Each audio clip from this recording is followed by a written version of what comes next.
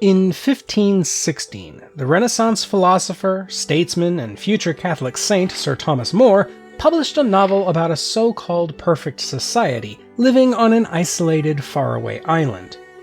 There has been endless academic debate about whether the book is a satire of Catholicism or a guidebook for More's beliefs about how best to structure civilization, but its most lasting legacy is as a seminal work of what we now call futurism, or more specifically, utopianism. This is because both the book and the island, which More gave a Latin name meaning not a place, are called Utopia. 400 years later, the famed sci-fi writer H.G. Wells, who incidentally didn't consider himself so much a science fiction writer as a historian, journalist, and political philosopher, became obsessed with writing utopias of his own, in which he would be free to express his views on political theory and the future of mankind. Immediately after the end of the First World War, Wells was one of the most prominent voices warning of an inevitable resumption of hostilities, and he could foresee no way out of an even more brutal world war, and that no good could possibly come from it. Against this backdrop in 1933, he published his most famous utopia, The Shape of Things to Come, in which he warned of a bleak near future and posited a more distant future where benevolent dictators dissolve all national boundaries, outlaw religion, and set up an enlightened, socialist, technological meritocracy by the dawn of the 22nd century. A year later, he would elaborate on these ideas with a lecture called Whither Britain, which warned of the rise of Nazi Germany and pleaded with the world to do away with nationalism in favor of a one-world government controlled by air power. Not long after that, he met with the Hungarian-born British filmmaker Alexander Korda, and after the pair signed a contract together for a 4-picture deal, the first draft of which, according to legend, was written on a cocktail napkin, Wells began writing a screenplay that would expand his utopian futurism to the big screen. Originally titled Whither Mankind, it would later become known as H.G. Wells's Things to Come.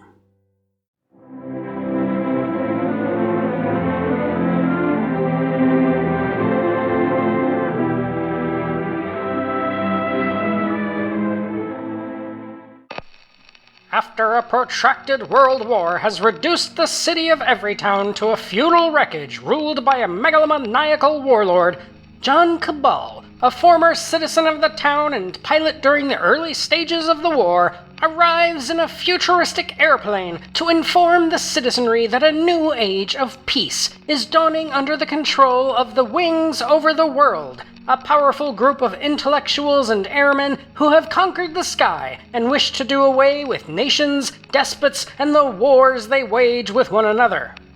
Once victory is secured, every town is slowly transformed to a glorious underground paradise of the future, so technologically advanced that John Cabal's great-grandson, Oswald Cabal, is preparing to send people to the moon. However, there is dissent among the masses, and mankind must make a choice between glorious scientific progress and a descent back to the brutal barbarism of the past. H.G. Wells had dabbled in making short films before, but his contract with Korda gave him an unprecedented level of control over the production of Things to Come. It stipulated that his screenplay could not be altered by a single word, and that he would have veto power over virtually every element of the production, aside from the editing and various other post-production decisions. Though Wells was certainly not shy about sharing his opinions and making demands, Korda had a way of winning some, if not the majority, of the ensuing arguments. However, it is still best to look at the film as H.G. Wells's work, not Korda's. To direct the movie, they hired William Cameron Menzies, who at the time was a celebrated art director and production designer. Indeed, he invented the role of production designer, but who had yet to take the director's chair in anything but a supporting role. He would go on to direct other films in the future, most notably for this channel, the sci-fi classic Invaders from Mars, but he never did shine as a director as brightly as he had as a designer. For Things to Come, he bowed to Wells's authority and concerned himself more with capturing the look of the film than with coaching actors, setting up scenes, or even directing the action. The actual designer on the film was Alexander Korda's brother, Vincent Korda, with several uncredited artists also contributing, most notably the Bauhaus artist Laszlo Moholy-Nagy, most of whose work wound up on the cutting room floor. This is why the movie, particularly the final segment, is so striking in its visual style.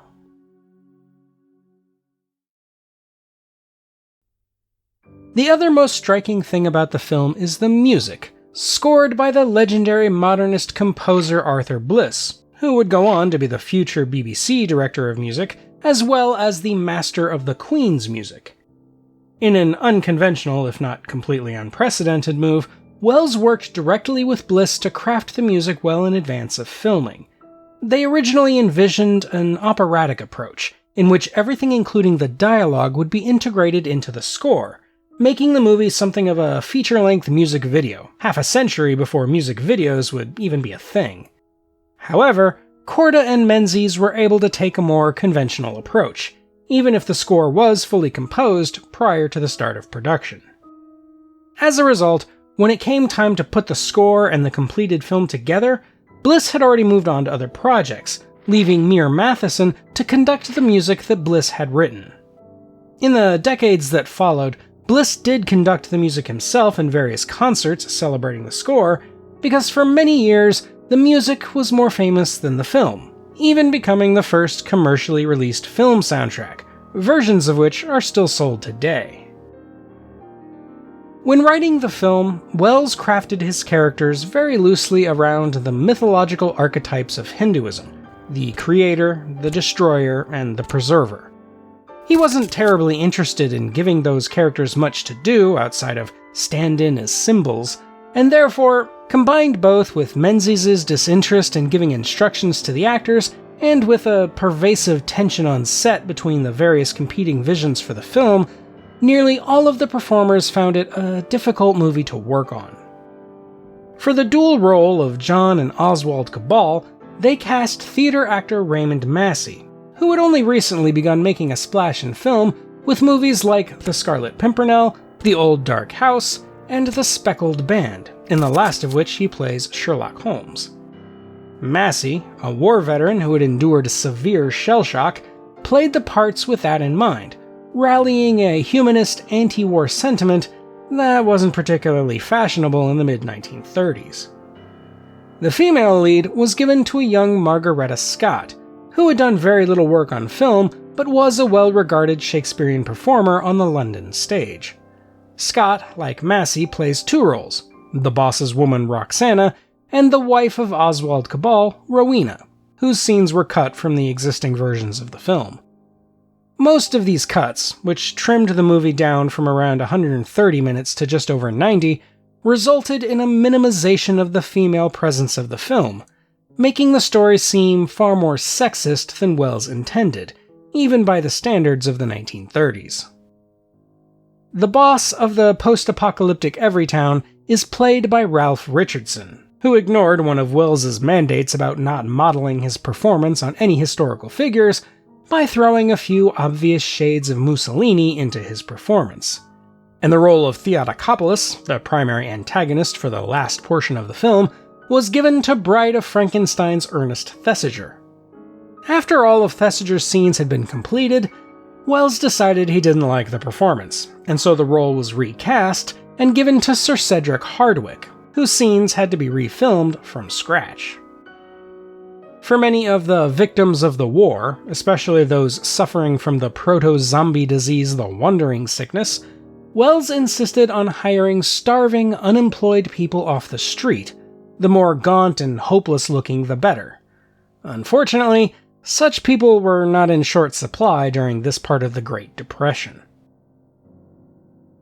Filming began at Alexander Korda's own still-under-construction Denham Film Studios in southeastern England, and lasted for a whopping 10 months, on a budget of somewhere between £250,000 and £300,000, or well over $1 million US, which made it the most expensive British film ever produced at the time. The special effects and miniatures were overseen by Ned Mann, whose previous credits included the effects-heavy spectacle Deluge in 1933. For the time, and considering the lack of major Hollywood studio backing, the effects in Things to Come are astonishingly well done, particularly the miniatures. For the first two-thirds of the film, the scenes were shot mostly in order, so that the set of Everytown could be seen at its height, and then destroyed to its post-apocalyptic state.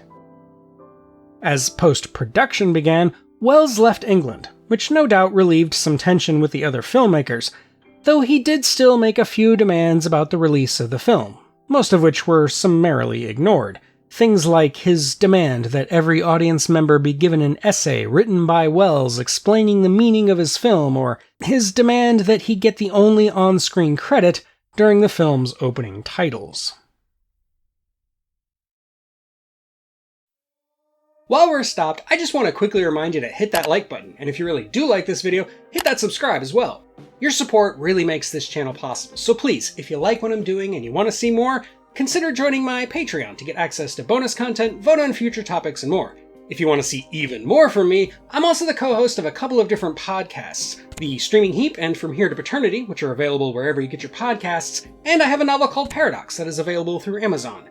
If all else fails, though, you can always check out my website at emcgill.com, where you'll find written reviews of plenty more sci-fi classics in both film and literature. Now then, with all that shameless self-promotion out of the way, let's move on. Things to Come had its London premiere in February of 1936, and its American premiere 2 months later. It garnered rave reviews from critics, and had a promising opening, especially in New York. But word of mouth quickly tempered enthusiasm, leading to a disastrous box office performance, exact numbers of which are hard to come by. Audiences were put off by the talky script, one-dimensional characters, and depressing, heavy-handed message, accusing the film of being boring and pretentious.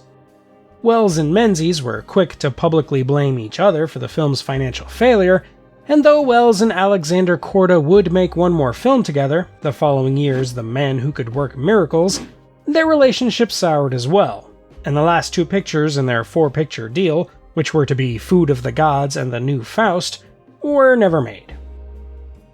Combined with similarly futurist box office bombs like Just Imagine and It's Great to Be Alive, Things to Come cemented sci-fi cinema's reputation as being financially untenable, at least without horror in the mix, and so nobody made any real attempts at high-concept, big-budget science fiction until George Pal came along with Destination Moon at the dawn of the 1950s. However, Things to Come is still a popular film with academics and film historians today, mostly for its visuals and unconventional nature, and it still deserves a watch by anyone interested in classic science fiction or important early works of British cinema. For me, I'd make it the second entry in a 4-picture marathon, alongside Fritz Lang's Metropolis, Stanley Kubrick's 2001 A Space Odyssey, and Andrei Tarkovsky's Solaris, 4 films that make up a subgenre of science fiction all their own. The most ironic thing about these 4 films being so similar is how each one after Metropolis was made by someone who despised the previous one. Wells famously hated Metropolis, his written review of it is so scathing it's actually fun to read, and he penned a memo early in the production of Things to Come in which he urged everybody to avoid any similarities to it. Kubrick hated Things to Come when Arthur C. Clarke insisted he watch it prior to making their Space Odyssey, and Solaris was made by Tarkovsky as an explicit reaction to how much he disliked 2001. And yet, all 4 films share the same basic DNA and can be seen as worthy companion pieces to each other. Fair warning, if you are going to watch all 4 movies in one day, strap in, cause this is the shortest one. That said, I will admit that Things to Come is probably my least favorite of the 4. It is visually awesome and makes a lot of interesting filmmaking choices, but the end result is stilted, preachy, and unconvincing, with characters who spend more time proselytizing than behaving like actual people.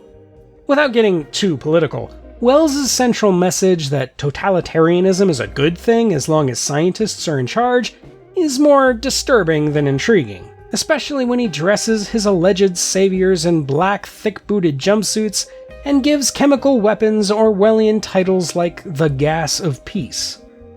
As the audio commentary on the Criterion Collection version of the film points out, chemical weapons were originally conceived by scientists as a way to minimize the horrors of war, but they wound up creating even greater ones, a lesson Wells seems to have never learned, even though he was one of the few thinkers to predict the coming atomic bomb. I also don't like what it makes me think of H.G. Wells, a writer I otherwise greatly admire and adore for his contributions to science fiction. From what I've read about Wells as a person, he doesn't seem like a pleasant guy. He was a womanizer, an egotist, and a control freak, not to mention his distaste for democracy and outspoken appreciation of Soviet-style socialism. Things to Come therefore represents his worst side, from the unpleasantness he caused behind the scenes to the politics of its central message, and I can't help but wonder if the film would have been far more successful had H.G. Wells not tried to play the part of a filmmaker when he lacked the experience and humility for such a collaborative medium of artistic expression. Still, like the critics, I can't help but watch his film with appreciation. It is bold, experimental, and above all beautiful. And though it does get a lot of things wrong about the future, the things it gets right make the end result all the more poignant and haunting. No matter what else I can say about it, I can't deny that H.G. Wells' Things to Come is absolutely a sci-fi classic. And that's all for today, my fellow Earthlings. What's your favorite H.G. Wells film adaptation? Let me know in the comments, and while you're there, don't forget to like and subscribe if you haven't already. Thank you for watching, and until next time, when I'll wish I had 3 hands, this is the Unapologetic Geek, telling you to never be ashamed of what you love, as long as you're not hurting anybody.